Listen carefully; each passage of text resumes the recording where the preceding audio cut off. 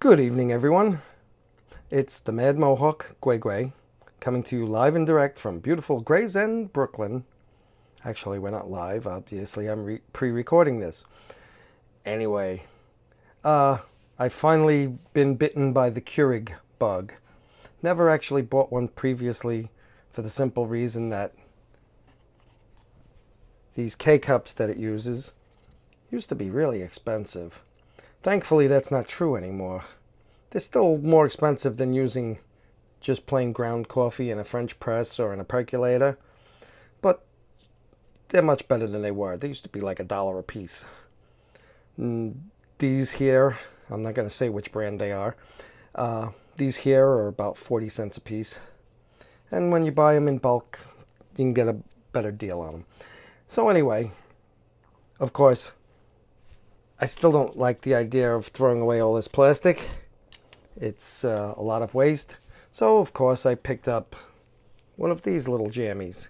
And you can put your own coffee in there, and it's got a little mesh here to filter it. And you can make your own coffee. I did that already with some Costa Rican coffee that my partner brought back from vacation.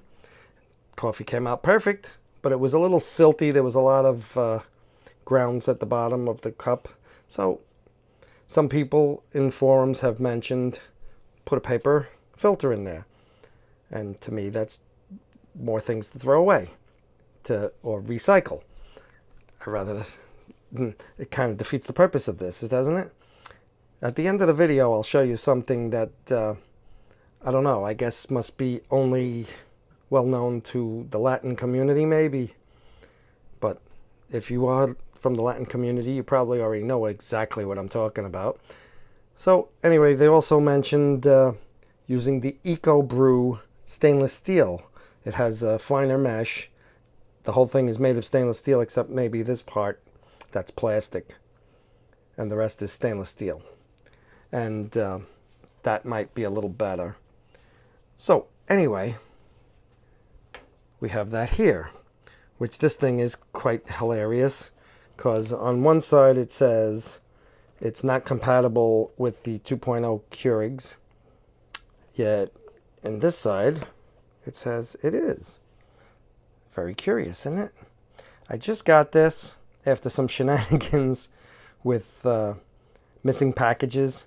So I got this, the seller shipped via UPS instead of another shipper who I won't mention, who's lost some packages recently. So let's open this up and see what's what. This one, it's about $5. I think I picked it up at Walgreens. This one I got on Amazon. So there's a bunch of literature, and I guess you put this on the top, and this fools the 2.0 machines into thinking that it is a legitimate 2.0 K-cup. And you see these very small holes for the mesh. So I'm optimistic that this may work really well for your own ground coffee, which will save you a lot of money. I mean, I just bought 4.5 pounds of 8 o'clock coffee, which if you're from New York, you definitely know it. If you've ever been in an A&P, I don't know if the 8 o'clock coffee was big anywhere else but New York City, but here in New York City, you'd go to A&P, and right on the end of the checkout, they would have a grinder there for you to use. You'd buy the beans and just grind it yourself right there.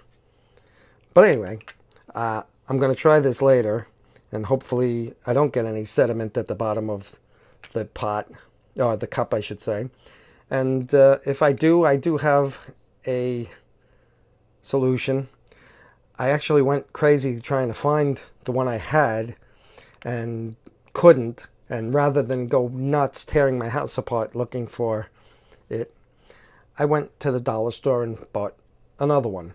I don't really like this one as much. Essentially, this is what I'm talking about. It's a coffee strainer. And this handle was straight. But I'll have to hold it if it's straight, because it won't just sit on the cup. So I would have to hold it like this. But with it bent like this, I just put it down and it sits on its own. Let's see. And this will sit on its own and drip through that, and this mesh will strain out any sediment, theoretically. So hopefully that works. We're going to go take a look now and try it. First, we're going to try the Ekobrew Stainless Steel K-Cup by itself. And then I'll do it again if I get sediment in here, because I have no intention of putting paper filters in here, or in here for that matter. It seems counterintuitive to me. Maybe a lot of the people who made those recommendations, maybe they've never had cafe con leche from a Latin household. If you haven't ever had it, by all means go get some, even if you got to go to a Spanish restaurant, because it's yummy. And they just use something like this to strain out the sediment, and they boil the milk, or maybe they bring it right to before it boils, and then they pour it into the coffee and you drink it and you go, oh my god, this is delicious.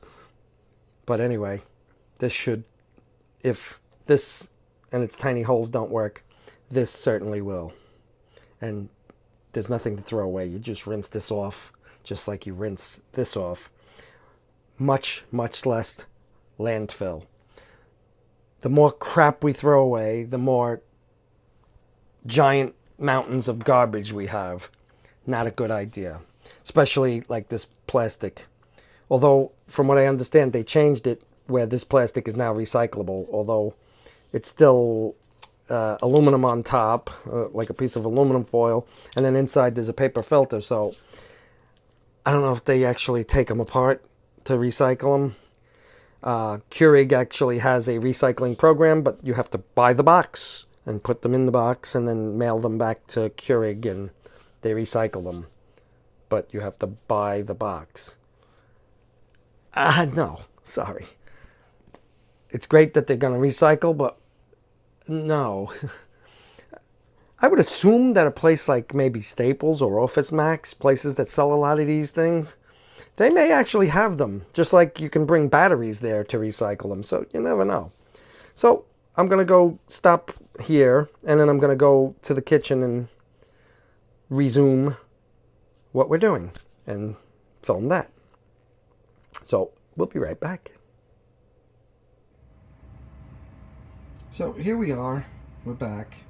We're in the kitchen now, and we've got the Ekobrew loaded with some lovely Costa Rican coffee into the Keurig, and we're gonna hit it now. So let's give it a shot. And you probably all know how these things work. Sorry for the shakiness. I'm just hand holding my phone. I probably should have used my I have a gadget to make this steadier, but anyway, let's hold on to it. We'll probably cut some of this out, and since I'm wearing a lavalier mic, you may or may not hear the Keurig heating up, and as you can see, there's the coffee coming now, and it's a beautiful brew. Oh, it's spewing out from all kinds of interesting places for some reason, which is not good. Let's move that. And that's that. So we're going to pause here so we can pour that into another cup and get a look at the bottom to see if there's any grounds. And before we pour it out into another cup, you can see there's it looks a little silty around the edge there, so there's quite a possibility that the bottom of the cup is just as silty as when I used the little plastic $5 jammy. So let's go and take a look at what it looks like. Hang on a second. And if you look in the cup here, you can see there's quite a bit of sediment, so the tiny holes did not filter it out. Granted, I may well have simply ground the coffee way too fine. I'm so used to grinding for putting into like one of those stovetop mocha pots that I may have ground it a wee bit too fine. So now I'm going to pour this back into the cup, and then I'm going to do this again and pour it through a strainer into a white cup. So I'm going to pour that little bit that's in there into that green cup that I poured it into to see the sediment. So hang on a second. Now you can see my little Rube Goldberg contraption here with the coffee strainer, and it just rests on top of the cup, and we're just going to pour it right in there.